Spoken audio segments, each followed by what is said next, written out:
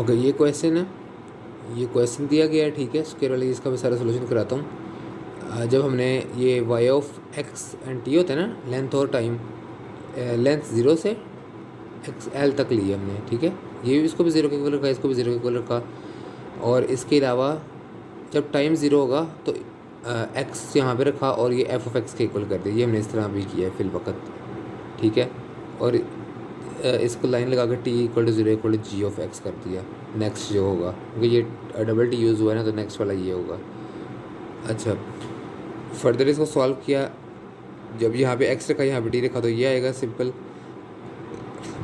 इसको हमने एक्स के लिए पार्शियल डेरिवेटिव के तौर पे सॉल्व किया तो हमारे पास ये आ जाएगा, ठीक है। ये डबल ऊपर लग जाएगा। और वाई के लिए सॉल्व किया तो ऊपर ये डबल टी आ जाएगा। और ये ए स्क्वायर जो ये इक्वेशन में दिया गया था तो इसलिए एज इट इज़ लिख लिया। ये सॉल्व कीजिए, पार्ट 1 में मैंने बताया ना, ये उस तरीके से सॉल्व हुआ है कि इसका जो आंसर था वो इधर लिखा और इसका जो आंसर था वो इधर लिखा और ए स्क्वायर एज इट इज़ ये आ गया। इस इक्वेशन से हल करके निकाला। और इसके बाद क्या किया, इसके बाद एक्स एक जगह पे, टी एक जगह पे, ए नीचे ले आए, माइनस लैम्डा के इसको इक्वल कर दिया और इसको अलग अलग करके लिख लिया, ठीक हो गया। एक चीज़ तो ये होगी, हमने ऐसे सॉल्व किया। अब हमने क्या करना है, एक दफ़ा एक्स को 0 रखना है, एक दफ़ा इसको एल रखना है, क्योंकि हम ये एक रॉड के लिए सॉल्व कर रहे हैं ना, 0 से एल तक रॉड के लिए सॉल्व कर रहे हैं। तो एक दफ़ा हमने इसको 0 रखा, एक दफ़ा एल रखा। ये से पहले एक दफ़ा इक्वेशन लिख ली, 0 रखा, ये इक्वेशन आ गई। जब एक्स को 0 किया ना इसमें तो ये आ गया। मैंने आपको बताया T of T can not be 0। जब T of T can not be 0 तो एक्स ऑफ 0 इक्वल टू 0। ये हमारे पास एक I V P initial value condition बन गई। सिमिलरली जब ये इक्वेशन है ना, जब इसको एल रखा तो मैंने आपको बताया T of T can not be 0 तो X of L equal to 0। ये आपके पास दूसरी इनिशियल कंडीशन बन गई।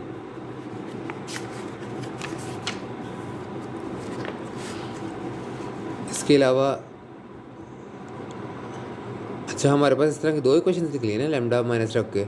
एक ये निकली है और एक निकली है T double derivative of T plus lambda T equal to 0, ये निकली है। तो हम ये एक्स वाली ले रहे हैं क्योंकि हमारे पास एक्स की इनिशियल कंडीशन निकली हैं अभी। तो हमारे पास टी की नहीं निकली, हमारे पास एक्स की निकली, एक्स ऑफ 0 इक्वल टू 0 निकले, इसलिए हम ये इक्वेशन ले रहे हैं। 3 केसेस लगाएंगे जिसमें लैम्डा 0 होगा, नेगेटिव होगा, पॉजिटिव होगा। लैम्डा को 0 ले लेते हैं, लैम्डा को हमने 0 रखा। अब इस इक्वेशन में हमने जब लैम्डा 0 है ना, लैम्डा को 0 किया तो ये डबल डेरिवेटिव इक्वल टू 0 रह गया। अब हमने इसकी ये डेरिवेशन है, इसकी इंटीग्रेशन की, एक दफ़ा की c1 आ गया, दोबारा की c1 x प्लस c2 आ गया, ठीक है। x ऑफ 0 इक्वल टू 0 है, x ऑफ 0 इक्वल टू 0 और ये x ऑफ 0 इक्वल टू सी। हमने इसके अंदर ना ये जो 0 था ना, ये x की जगह सारे 0 रिप्लेस कर दिए। जब सारे 0 रिप्लेस किया तो ये वैल्यू ना, ये चीज़ बन जाएगी। फिर उधर भी 0 रख दिया तो इससे ये बात c2 0 हो जाएगा। c2 0 हो गया आपका और इससे आपका ये इक्वेशन रिड्यूस हो गई, इतनी रह गई। अभी c1 भी निकलेगा, निकालते हैं अभी। x of l equal to 0, ये भी आपको इनिशियल कंडीशन की बनाई 2 मिली है ना।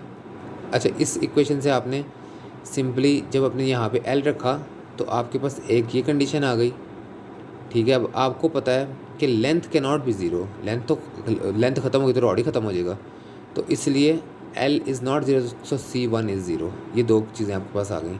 अब हम अगर इसको पुट भी करें ना, इसको हम फाइनल इसमें पुट करें तो x ऑफ x 0 हो जाता है, जो कि मैंने कहा था नहीं हो सकता। और हम इसमें इंटरेस्टेड भी नहीं हैं, हमें तो 0 नहीं चाहिए आंसर में, हमें नॉन ट्रिवियल यानी कि ऐसा सोल्यूशन चाहिए जिसमें 0 ना हो। केस 2 कर लेते हैं। मैंने लैम्डा नेगेटिव होगा तो हमने ये स्क्वायर चूज़ किया है, कम्प्लेक्सिटी से बचने के लिए किया। अच्छा, उससे क्या होगा, ये लैम्डा जो था ना, ये माइनस लैम्डा स्क्वायर बन गया, ठीक हो गया। अब माइनस अल्फा स्क्वायर बन गया। अब ये हमने चैप्टर 4 में या चैप्टर 2 में पढ़ा हुआ है कि जब ऐसी कंडीशन आती है ना तो डेरिवेटिव्स को हम m से रिप्लेस कर देते हैं। ये डबल डेरिवेटिव था, m स्क्वायर हो गया, माइनस अल्फा स्क्वायर वैसे कॉन्स्टेंट वैसे का वैसे ही।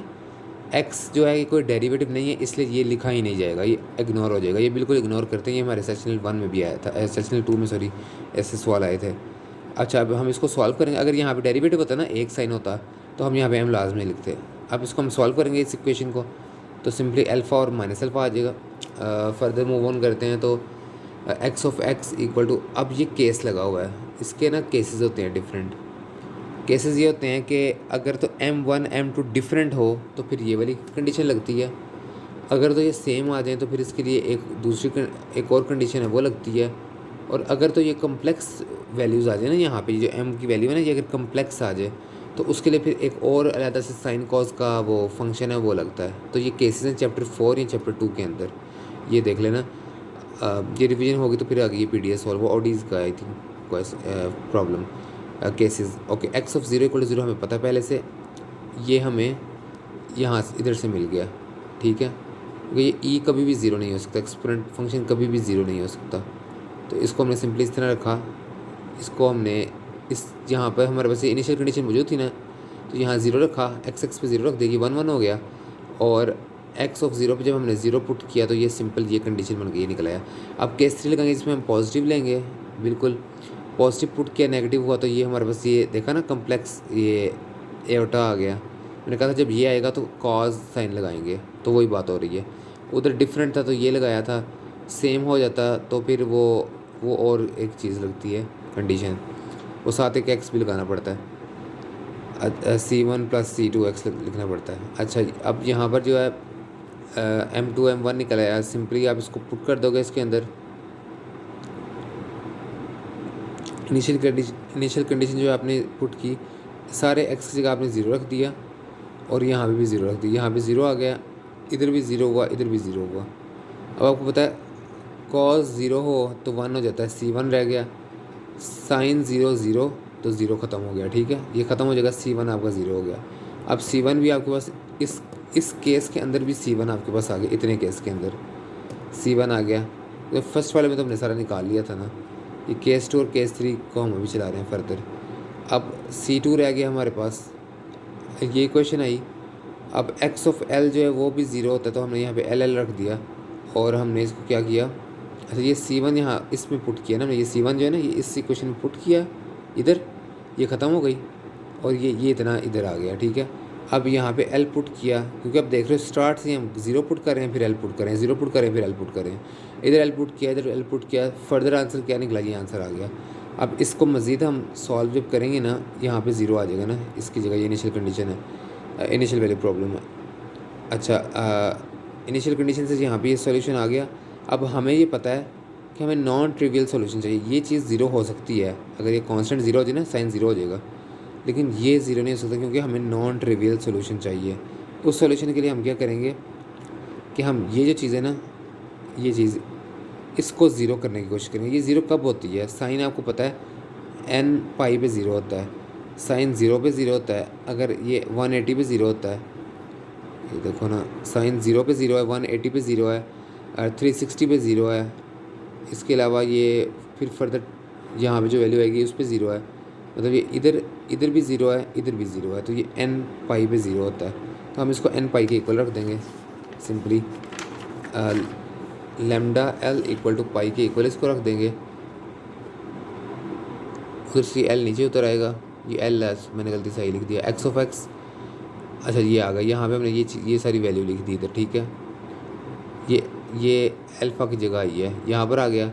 अब हमने क्या किया, ये t वाला भी तो हमारे पास आया था ना एक, जिसको हमने भी सॉल्व किया, जिसमें a² भी था, इसको रखा, और इससे हमने फिर इक्वेशन निकाली, 1m2 हमारे पास आ गया, और हमने कॉज और साइन निकाल लिया। ये कम्प्लेक्स नहीं है तो इसलिए ये इस तरह से निकला है।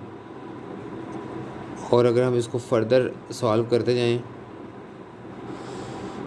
अच्छा यहाँ पे हमारे पास कम्प्लेक्स रूट आई हैं, यहाँ पर हमारे पास जो है ना सिंपली कम्प्लेक्स रूट्स आ गई हैं, ठीक है। हमने अब देखो, हमने डायरेक्ट ये वाला केस लगाया, हमने ना इसमें केस 1 किया ना इसमें केस 2 के, टी वाला पोर्शन जो है ना, क्योंकि हमें केस 3 से फ़ायदा हो रहा था, हमने इसलिए केस 3 लगा लिया। तो इसके अलावा ये C3 आ गया, C4 आ गया, C2 आ गया, और ये बात सर से कन्फर्म भी कर लेंगे कि इसके अलावा बाकी केस सेकंड पार्ट में लगाने की ज़रूरत है कि नहीं वैसे।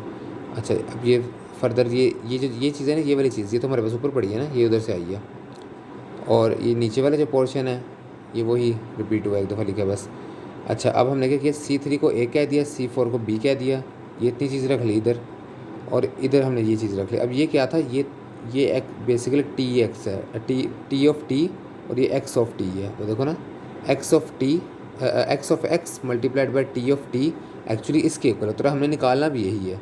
हम हीट इक्वेशन कर रहे हैं ना, हमें यू निकालना है, you of x of T निकालना है, you of X and T. Okay, तो सिंस जो एन है, ये जो एन है ये बिलोंग करता है इंटीजर से, तो ये कुछ सर ने लीनियर अलजेब्रा का दोबारा लिखवाया था। और इसके अलावा यू जो है ये सिंपली मैंने आपको बताया था कि ये सर ने कहा था एन वगैरह लिख लेना साथ, ये ए पीछे भी हमने ए और इसके साथ फिर एन लिख लिया था, और सिग्मा लगा के N equal to 1 to infinity, और ये वही इक्वेशन दोबारा एक दफ़ा लिख दी है, और सिंपली हमने यू लिख के एक दफ़ा एन लिख दिया। अब हमारा वही वाला पोर्शन रह जाता जो मैंने फॉरर आपको बताई थी ना, फॉरर सीरीज़ लगनी है जो, तो इसमें अगर हम नीचे आते जाएं और अच्छा यहाँ पे जब हम टी0 किया था तो उसको एफ एक्स कह दिया था, ये भी चीज़ याद रखते हैं। इसके अलावा यहाँ पर लाइन लगा के इसको जी ऑफ एक्स कहा था, ये भी मैंने बताया था आपको। ये वही चीज़ दोबारा एक दफ़ा लिखी हुई है, इसमें परेशान नहीं होना। ए ऑफ एन जो है वो 0 से लेके एल तक, ये मैंने कहा था रटा लगा लो, 2/L 0 to L F x of sine of, ये जो भी इक्वेशन होगी लिख देना, और डी ऑफ एक्स लिख देना। अच्छा, इसमें फर्दर जो है ना जी ऑफ एक्स आ गया सिंपल, फिर वही जो है ना इक्वेशन रिपीट हुई है यहाँ पर, सिंपली फॉरर सीरीज़ लगी, ये चीज़ याद रखने वाली इतनी। यहाँ तक आपका 75 to 80% क्वेश्चन सॉल्व है, और यहाँ से कंफर्म है कि 2 क्वेश्चन 20 मार्क्स का पेपर आएगा, मतलब 10 मार्क्स का जो है हीट इक्वेशन और 10 मार्क्स का वेव इक्वेशन से। अच्छा, ये एक इम्पॉर्टेंट क्वेश्चन है जो पेपर के अंदर आ सकता है। इसमें पार्शियल फ्रैक्शंस करके दिए गए होंगे, आपको तंग करने के लिए टीचर कोशिश करेगा आपको फंसाने की, जैसे मैंने पहले भी आपको बता दिया 0 to L/2 L/2 to L, तो आपने सिंपली एक ही 0 to L/2 बनाना है एंड L/2 to L ये बनाना है फॉरवर्ड सीरीज़ में ना, ये रटा लगा लेना, इसको प्लस कर देना दोनों को, तो आपकी प्रॉब्लम सॉल्व हो जाएगी। और अगर ये इस तरह से पाई वगैरह देंगे तो 0 to π/2 एंड π/2 to पाई, तो बीच में प्लस का साइन लगाना है, 2/π तो आपने लगाना ही लगाना है। अगर यहाँ पे 0 to L भी होता तो आपने 2/L लगाना ही लगाना था। ये पाई अंदर रखेंगे, पाई से कैंसिल हो जाएगा, आपको सोल्यूशन ईजी हो जाएगा। अगर सॉल्व ना भी करो तो 80% क्वेश्चन आपको सॉल्व है।